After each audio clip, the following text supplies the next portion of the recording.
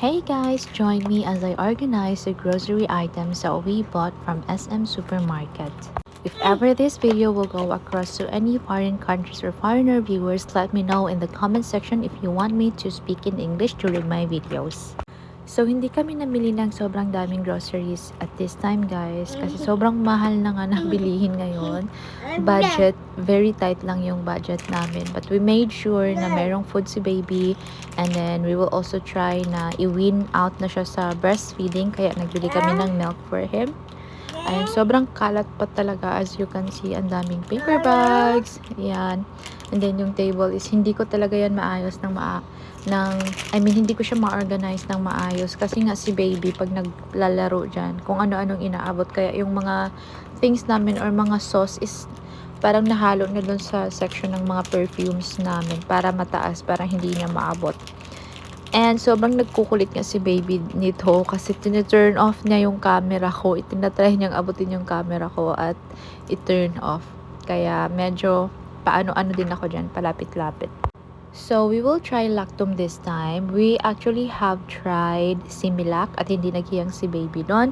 Sa S26 Gold naman, like what Hispedia has advised, naghiyang siya doon kaso sobra namang sakit sa bulsa mare.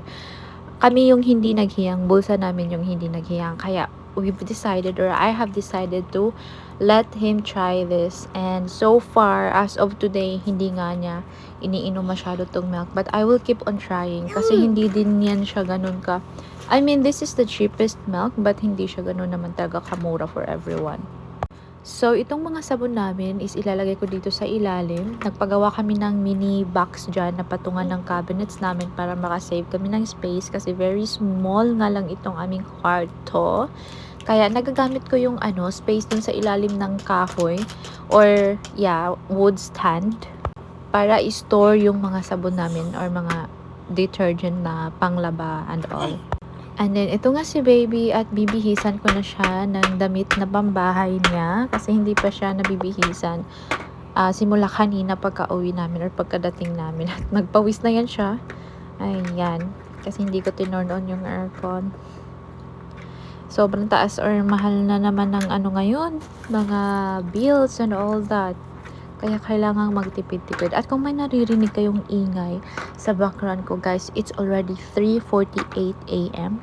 And my baby is still awake. Nagising yan. Ganyan yan lagi. Natutulog sa gabi pero gumigising madalas sa madaling araw. Naghihingi ng food. We've tried our best para mabago yung routine niya, yung way yung sleeping routine niya. At kahit hindi namin siya patulugin buong araw para talaga makatulog siya ng gabi, like whole night, hindi talaga niya nagagawa, guys. Nagigising siya lagi in the middle of the night. And ito ako puyat.